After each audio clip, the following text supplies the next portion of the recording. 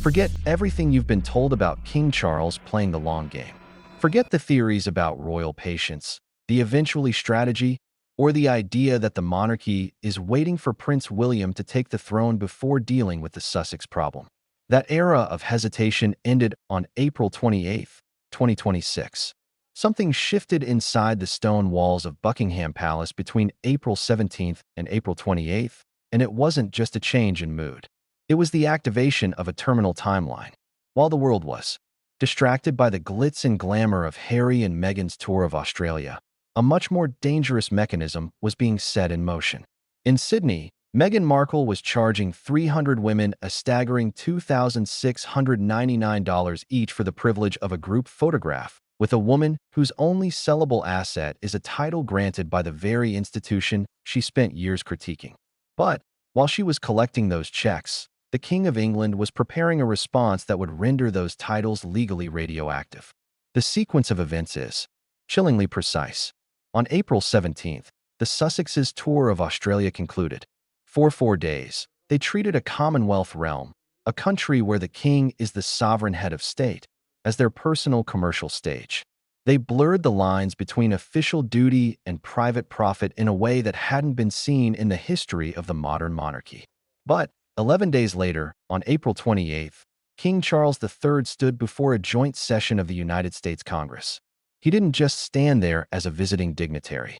He stood there as the second British monarch in history to address both chambers, earning 17 standing ovations from the most politically divided building on earth. And then he said it. Amidst a high-stakes speech regarding NATO, Ukraine, and transatlantic democracy, the king dropped a sentence that acted as a legal guillotine. He stated, "Australia is a country of which I am also immensely proud to serve as sovereign." Read between the lines. He didn't call Australia a valued partner. He didn't speak of shared historical ties. He used the word sovereign in the present tense, stated deliberately in America, the very country where Meghan Markle has attempted to build her rival court. It was a public assertion of authority over the exact territory where, just 11 days prior, Meghan had been selling access to his crown for $2,699. At the exact same hour that the king was receiving a standing ovation in Washington, D.C., a People magazine article dropped. It was the classic Sussex counterprogramming. Anonymous. Sources, warm quotes about waking up every day focused on being the best parents they can be, and a defiant claim that they are moving forward no matter what comes at them. But ask yourself this. Why does a couple that claims to be unbothered feel the need to announce their unbotheredness at the precise moment the king reminds the world he owns the brand they are selling? Confident people don't hold press conferences to prove they are confident. This wasn't a PR move. It was a distress signal. The phrase "no matter what comes at them" is the most revealing part of the puzzle. It proves they know exactly what is coming. What's coming is not a social media feud or a tabloid spat. It is a constitutional breach. By the time we reach the end of this analysis, you will understand why palace sources are using a word they have never used publicly before. Timeline. You will see the specific document from January 2020 that Meghan signed, and why her own team's clever legal arguments from 6 years ago have just become the trap she walked straight into. The king isn't waiting anymore. The Australia tour wasn't just bad optics. It was a material breach of a binding agreement. And as the financial numbers of the Sussex empire begin to collapse toward zero, the Duchess title is the only card they have left to play. But as of April 28th, King Charles just took the deck away. Stay with me, because the numbers, the law, and the timing all point to one conclusion. The clock has finally run out. The reason? April 2026 will be remembered as the beginning of the end for the Sussex brand isn't because of a tabloid headline, but because of a map.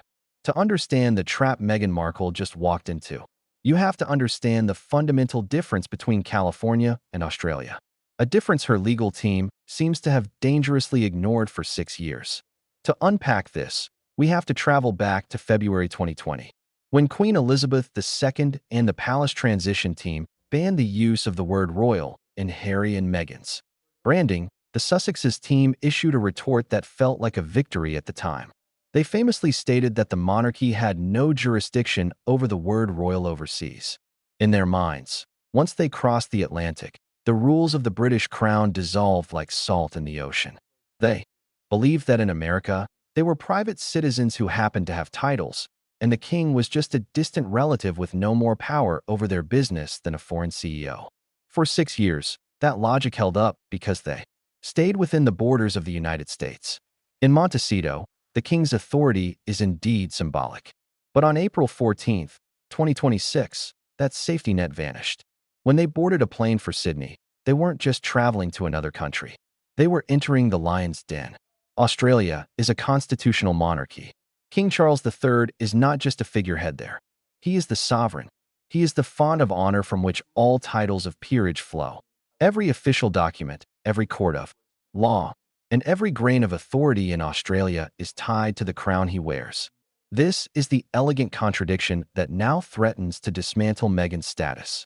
Either the monarchy has no jurisdiction overseas, in which case Meghan has no title to sell in Australia, because the title of Duchess of Sussex only exists by the grace of that very jurisdiction, or the monarchy does have jurisdiction in Commonwealth realms, in which case she has spent 4 days violating the Sandringham Agreement inside the king's own territory.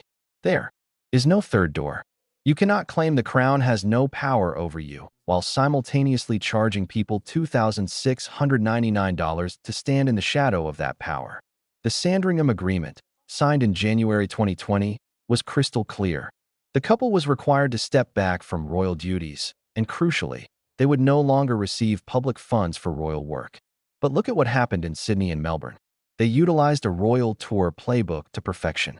They visited the Royal Children's Hospital in Melbourne first, an engagement designed to generate emotional legitimacy and high-contrast photographs of a duchess kneeling by hospital beds.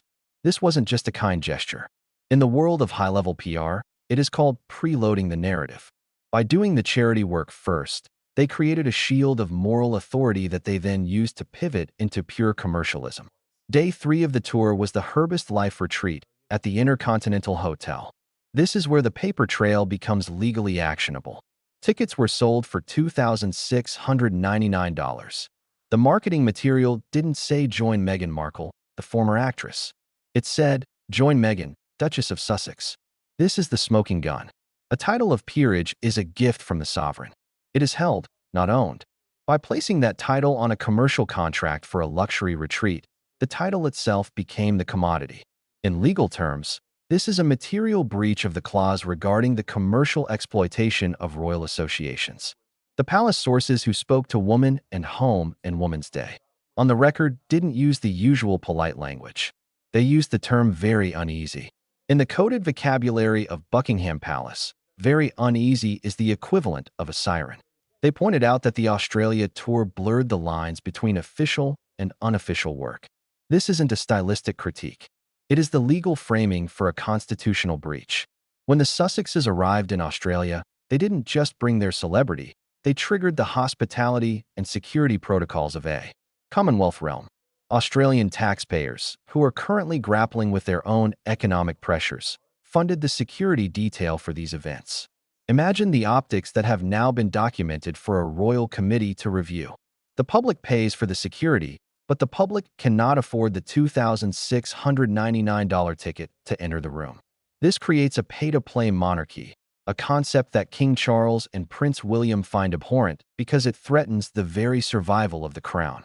If royalty can be bought for the price of a luxury ticket, the mystique is gone and the constitutional purpose is invalidated.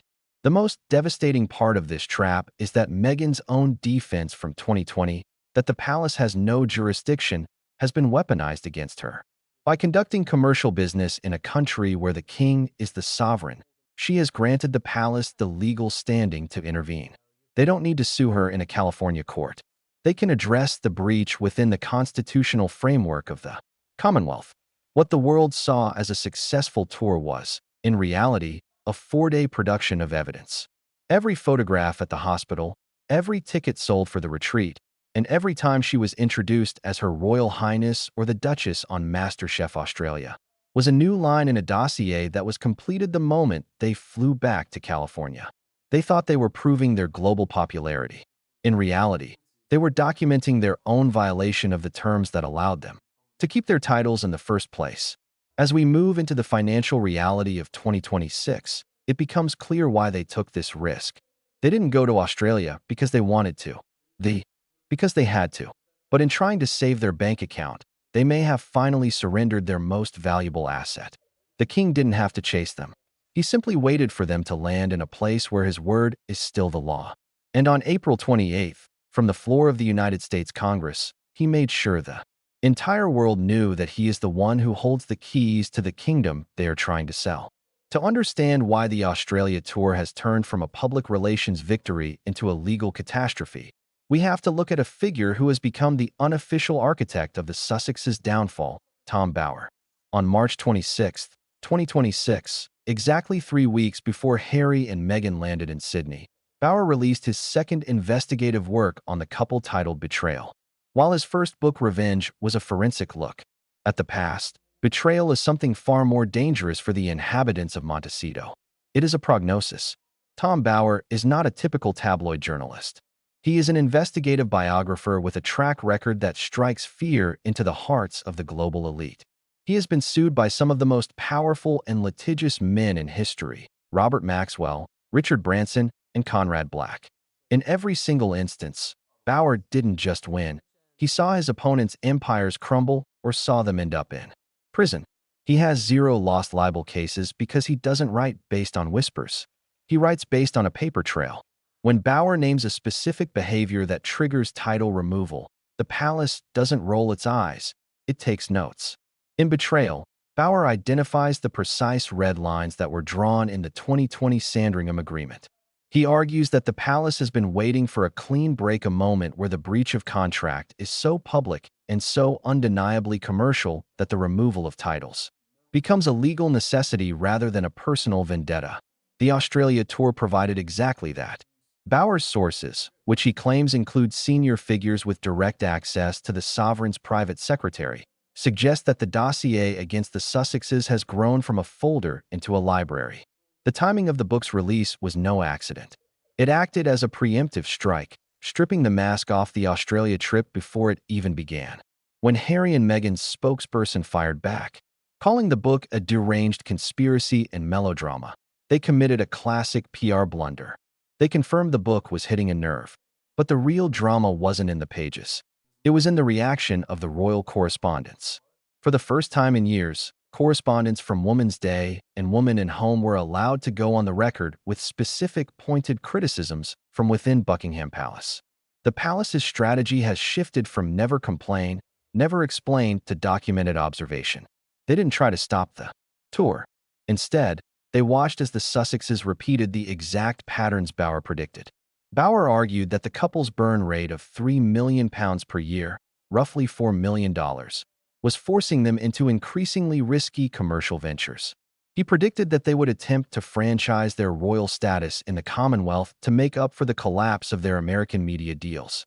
When Meghan appeared on the Her Best Life Retreat website as the Duchess of Sussex for a $2,699 event, she wasn't just proving Bower right. She was providing the material evidence for his next chapter. Bower's thesis is that the Sussexes have mistaken fame for status. Fame is a commodity you can sell on MasterChef or at a wellness retreat, but status is a gift from the crown that requires adherence to a constitutional code. You cannot use the status to sell the fame without destroying the status itself. What makes Betrayal the most damaging piece of literature in this saga is its focus on the paper trail. Bower claims to have seen correspondence from January 2020 that outlines exactly what would happen if the couple commercialized their titles in a Commonwealth realm. This isn't about King Charles being angry as a father. It is about the king acting as the trustee of the monarchy. If the king allows a duke or duchess to sell their title for private profit in a country where he is sovereign, he sets a precedent that could destroy the institution. The palace sources cited by Bower are no longer using anonymous whispers to gossip columns. They are framing the Australia tour as a constitutional breach and pretty outrageous behavior. This shift in language is vital. It moves the conversation away from family drama and into the realm of official misconduct. By the time the tour ended on April 17th, Bower's prognosis looked less like a prediction and more like a postmortem. The Sussexes' response, the unbothered People magazine article, was a direct attempt to counter the narrative of Bower's book and the king's subsequent speech. But the article failed to address the one thing Bower highlighted: the timeline. When a biographer with a 100% success rate in exposing the truth about powerful people tells you that the specific behavior that triggers title removal has just occurred, you don't call it melodrama. You hire better lawyers. Because in the world of Tom Bower, betrayal isn't just the title of a book, it is the legal basis for what is coming next. The Australia tour was meant to be their grand return to the world stage, but according to the dossier now sitting on the king's desk, it was the final piece of evidence needed to close the case. The true scandal of the Australia tour isn't found in the dramatic headlines or the emotional hospital visits. It is buried in the dry, unforgiving language of the royal tour playbook. To the casual observer, Meghan's 4 days in Sydney and Melbourne looked like a triumphant return to the world stage. But to the constitutional experts at Buckingham Palace, it was a choreographed violation of a sovereign boundary. To understand why this is a legal crisis, we have to look at how the Sussexes used the machinery of the state to fuel a private enterprise. In the world of working royals, there is a specific, centuries-old choreography designed to legitimacy. It follows a predictable rhythm. You start with a visit to a hospital or a school to establish emotional connection. You move to a public engagement to build crowd momentum, and you conclude with a headline event that serves as the visual climax of the trip.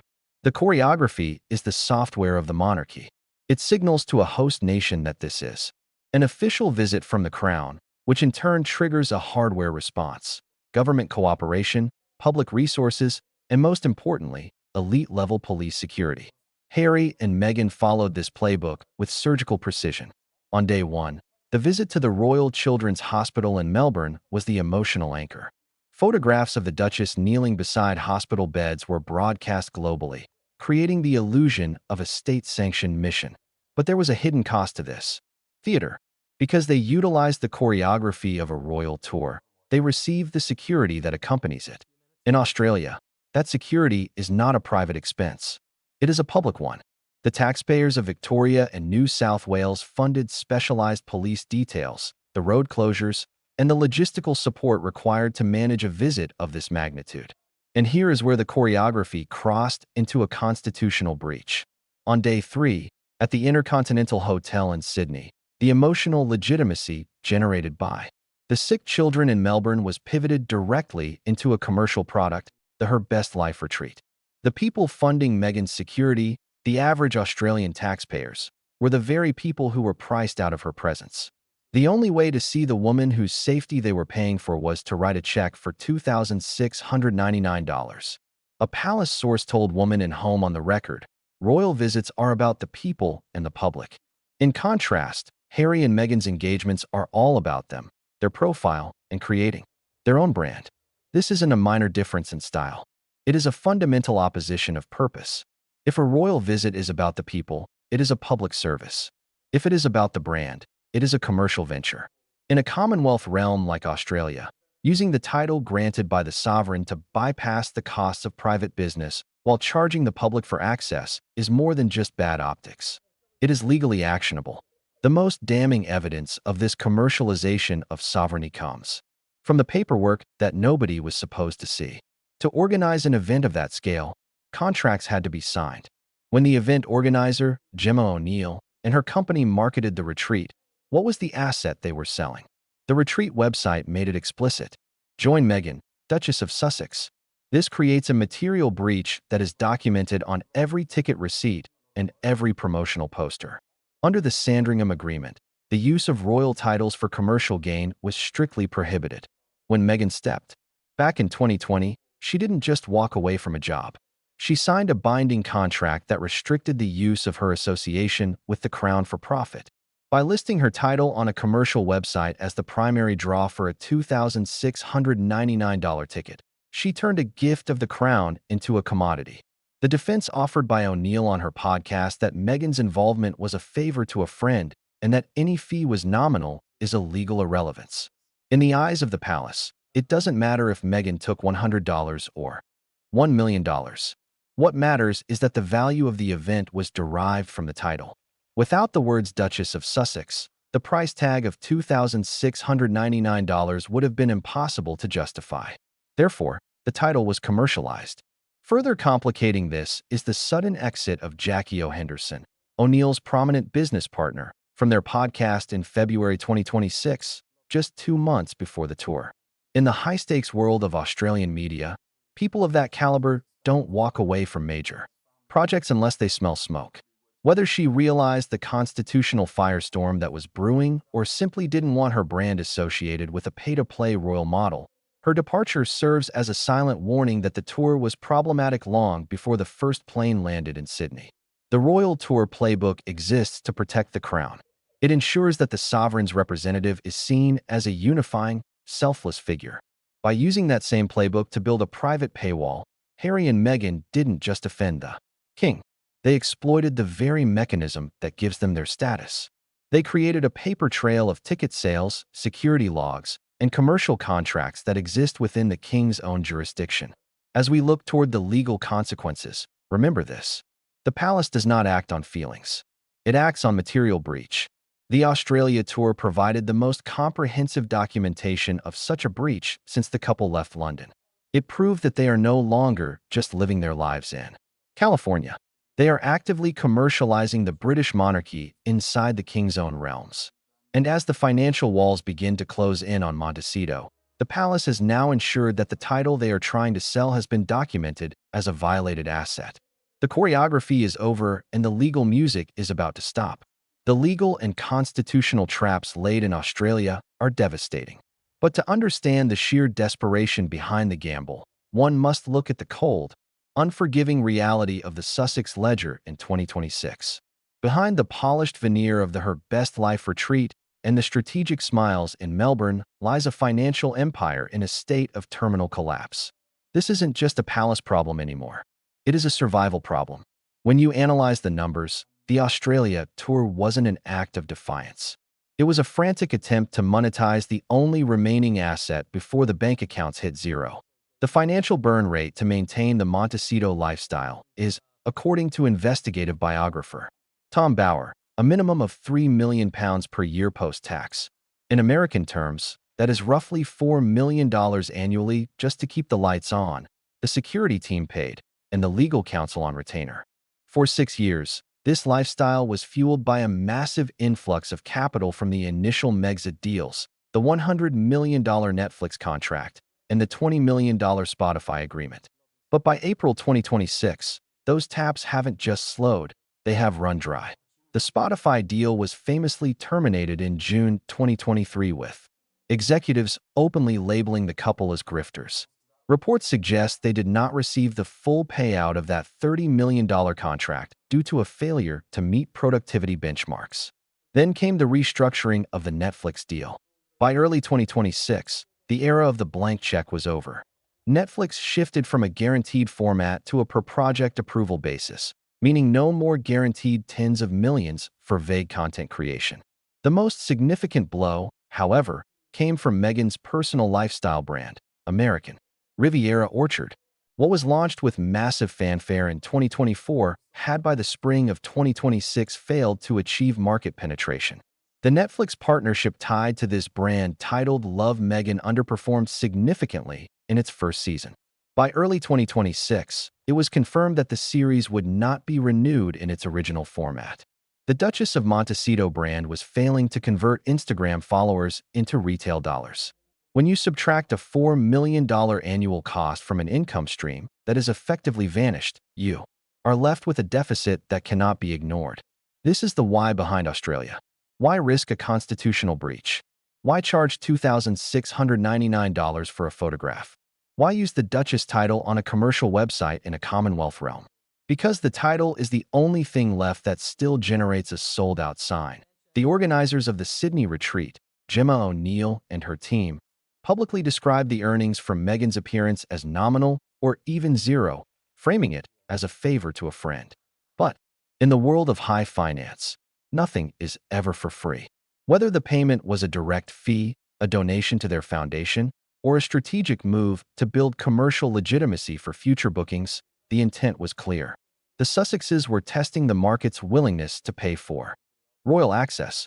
This is what desperation looks like in the high-stakes world of global celebrity. You use the one asset you have left, your proximity to the British crown, as aggressively as possible, hoping that the financial reward arrives before the legal consequences do. They were betting that the palace would remain silent, as it had for years. They were betting that eventually was still a long way off, but they miscalculated the king's resolve. The problem with using the Duchess title as a commercial credit card is that the sovereign owns the bank. By trying to save their bank account, the Sussexes provided the king with the one thing he needed to justify the removal of titles: a documented paper trail of commercial exploitation within his own jurisdiction. Tom Bower told Women's Day that the Australia tour was a desperate bid to commercialize, which is going to rebound on them. He was right. When your lifestyle requires $4 million a year and your media empire has collapsed, you become a pay-to-play royal. But once the public sees the price tag, the magic of the monarchy is replaced by the vulgarity of a transaction. As we look at the timeline, the financial collapse and the constitutional breach are two sides of the same coin. The Sussexes went to Australia because they were out of options. They charged $2,699 because they were out of cash. And they used the title Duchess of Sussex because it is the only brand name they have that still carries a premium price. But on April 28, 2026, King Charles made it clear that the sovereignty they were selling wasn't theirs to market. The math no longer works. The income is gone, and the one remaining asset has just been flagged for repossession. The Sussexes didn't just lose their audience in Australia. They lost their leverage. The final act of this geopolitical drama didn't take place in a courtroom or a palace corridor. It unfolded under the bright lights of the United States Congress on April 28, 2026. King Charles III, the second British monarch in history to address both chambers, stood as a figure of immense gravity. At 77 years old and in the midst of a battle with stage 3 cancer, his presence alone was a statement of endurance. But it was a single, deliberate sentence tucked between discussions of global security and transatlantic alliances that served as the definitive checkmate in the Sussex saga. Australia is a country of which I am also immensely proud to serve as sovereign. To the casual listener, it was a standard diplomatic platitude. To the constitutional scholars and the legal teams in Montecito, it was a declaration of war. By asserting his sovereignty over Australia, in person, on American soil, and in front of the world's cameras, Charles wasn't just speaking to Congress. He was speaking directly to the woman who, just 11 days earlier, had been selling access to that same sovereignty for $2,699. He was reminding the global market that the brand Meghan Markle is selling is a brand he owns in a territory he governs. The timing of the response from Montecito was as revealing as the king's speech itself. Within the same hour that the king was receiving his 17th standing ovation in Washington, D.C., a carefully planted article appeared in People magazine. This wasn't a formal press release from a position of strength. It was a tactical retreat disguised as defiance. The article claimed the couple was happy, purposeful, and moving forward no matter what comes at them.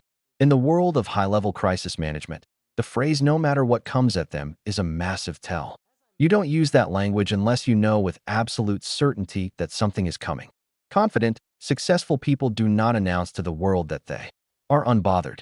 Unbothered people simply exist. By holding a digital press conference to declare their resilience at the exact moment the king asserted his authority, the Sussexes confirmed that the timeline mentioned by palace sources is real and it is accelerating. The tragedy of this entire sequence is the collateral damage left in its wake. Behind the constitutional traps and the multi-million-dollar burn rates are real people who were used as props in a commercial play. There were the children at the Royal Children's Hospital in Melbourne who believed they were meeting a representative of a 1,000-year-old institution of service, unaware that their hand-holding was the emotional preloading for a paid luxury retreat. There was Gemma O'Neill, an entrepreneur who likely saw the booking of a duchess as the pinnacle of her career, only to find herself on a podcast defending a nominal fee while her business partner quietly walked away from the looming legal wreckage. And then there are the 300 women who paid the $2,699 fee. They paid for an intimate experience with a duchess, but what they actually purchased was a ticket to a material breach of a crown agreement. They weren't the customers. They were the